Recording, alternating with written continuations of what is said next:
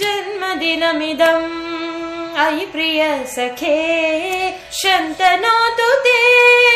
सर्वदा मुदम् प्रार्थयामहे भवशतायुषी ईश्वरः सदा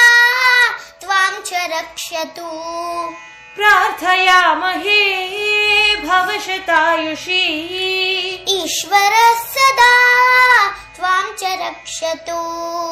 पुण्यकर्मणा कीर्तिमर्जय जीवनं तव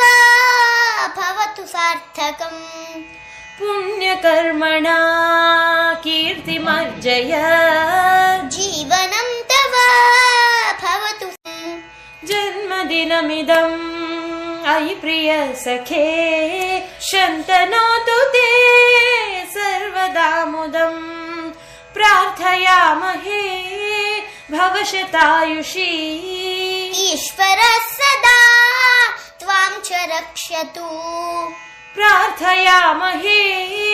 भवशतायुषी ईश्वरः सदा त्वां च रक्षतु पुण्यकर्मणा कीर्तिमर्जय जीवनं तव